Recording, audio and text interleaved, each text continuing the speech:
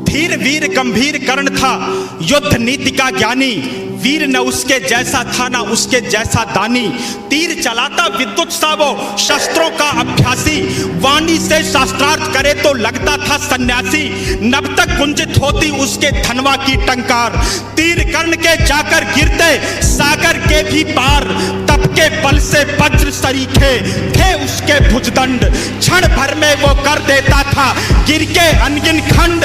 रण कौशल में उसके जैसा जग में और नहीं था।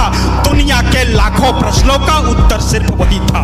धरती का सम्मान, नौ में इतिहास के वो है वीरों की पहचान। कर्ण चला सम्रांगण में अर्जुन का तेज परखने। धनवा से अरिमुंड उड़ाने, ग्रीवा पर अस रखने। कुरुक्षेत्र में स्वाद युद्ध का चखने और चखाने। शूरवीर राधेय चला अब रण कौशल दिखलाने।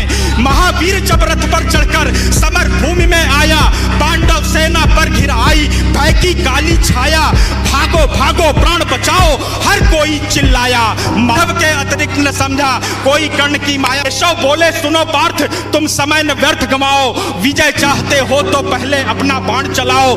दुर्योधन आया है करने मानवता का मर्दन, किंतु कर्ण की मुट्ठी में है मैत्री का प्रण पावन।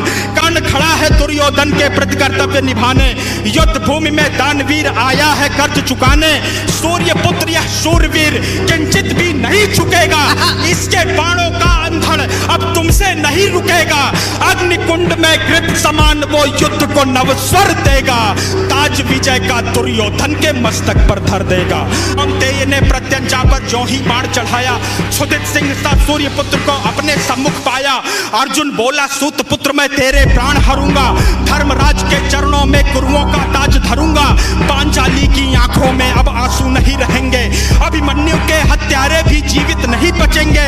शांत हुई वह अग्नि लगी थी लाक्षा ग्रह आंगन में। आज शोणित से आग बुझेगी धधक रही जो मन में। जिनकी बातों को सुनकर भानुपुत्र यह बोला, मैंने जिसको योद्धा समझा निकला बालक भोला।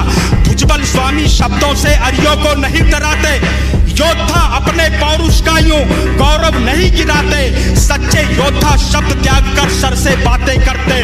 भुजदंडों के दम पर ही वे दुनिया का दम हरते। युद्ध भूमि में परखा जाता रण का कौशल सारा। समरांगण ही तय करता है कौन काल से हारा। लगे बाण पर बाण बरसने युद्ध हुआ तब भीषण। राह पतन की लेकर आया तभी अचानक वह रण। आसमान में विद्युत जैसे सायक लगे तड़कने। दोनों शूरों के भीतर की ज्वाला लगी भड़कने। दृश्य देखकर बाजी कुंजर करने लगे निनादा। कलरव करते खद्दल में था छाया घोर विषादा। रण स्थल से दूर नगर के नर नारी चिल्लाए। कुरुक्षेत्र के महाप्रलय से ईश्वर आज बचाए। तभी कर्ण के चंदन का पहिया दलदल में आया। बलशाली अश्वों ने अपना पूरा जोर लगाया। या बाहर आ न सका था अब तक धसा वही था।